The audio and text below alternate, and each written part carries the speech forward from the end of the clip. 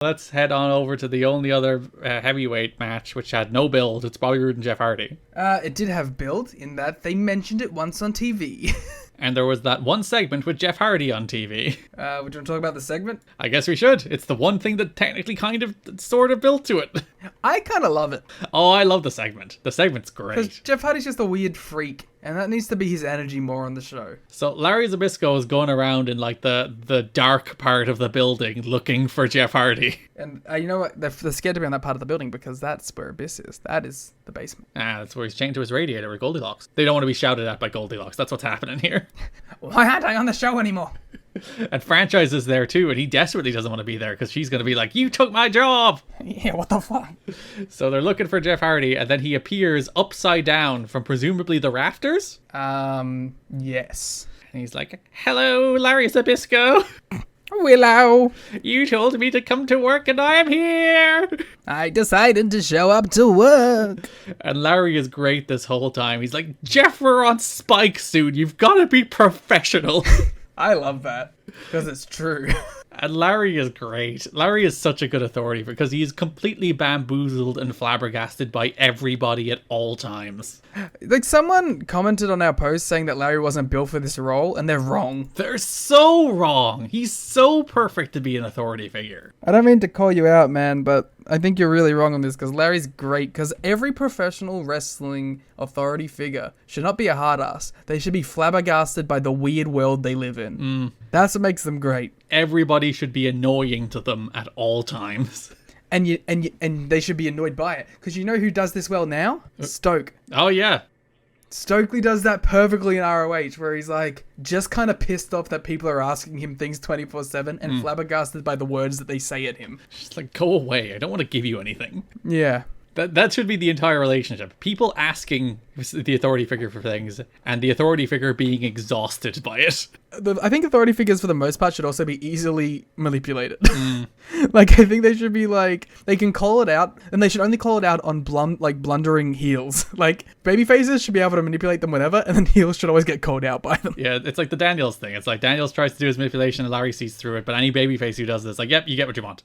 That is how an authority figure should be perfectly booked. And also, don't be heels. Don't be like object heels. You can be like funny comedy heels, but don't be like the authority. I'm trying to hold you down. Mwahaha. Stuff things overplayed. That was, oh my god, that was what killed my interest in WWE. Because they did that for 30 years straight. Yeah, for like 50 fucking years, man. It's like straight from like Vince in 98 all the way through to whenever the fuck the authority ended in like 2017. Yeah. Like legitimately nearly 20 years of the same character trope. And it's one that like actively hurts the show. It just makes it no fun. Like, for as much as Teddy Long became a meme, it's like, yeah, the heels being booked in tag team matches is funny. Yeah. You will go one-on-one with The Undertaker. It's like, yeah, he's going one-on-one with The Undertaker. He got got. Like, fuck yeah, he's going one-on-one with The Undertaker. He's gonna get his ass kicked. Teddy Long, very bad booker, by the way. Never booked his TV show before the opening segment. Which is a big foible for you particularly. You love a card to be booked ahead of the time. Yeah, I'm like, but it's stupid when you're like, half the matches of a live television broadcast are made during the live television broadcast. Like, what did you plan to put on the air if these two didn't run into each other? Nothing. Blank. Empty television. They should do that one week. It's like, well, there was no random confrontation, so we're going off the air 30 minutes early. Sorry, guys. Yeah, we always have to put this time in here just in case. I like to imagine they have reserve matches just in case. Well, that used to be the gimmick. You know, you used to hear about the standby matches on like Clash of the Champions for if matches ran short. But yeah, they don't do that anymore. They should. I did like the touch when Josh Alexander and Mike Bailey went 60. Yeah. There was meant to be an Eddie Edwards match in the main event that was bumped to the next week because an impromptu match unexpectedly went 60 minutes. I like small touches like that. I hope Eddie cut a promo on the next show being like, I had to fucking prepare again from scratch the next week and I'm pissed. This is Impact Management holding me down. Oh, yes. Just like Jeff Jarrett. There is no honor no more. There's no honor no more. Hardy faced Rude. It's one of the better Jeff Hardy performances. Which means not very good, but it's fine. I think I kind of disagree because I think it's like in that I think it's better than fine. I think it's actually pretty good. I think it's like a perfectly acceptable mid-card match. There's nothing wrong with it. Yeah, but I have very low standards for Jeff. So Jeff getting a win here, I'm all for. And it's funny to think this is a match that would main event pay-per-views in like 2012. Exactly right. Which you would never think watching it now.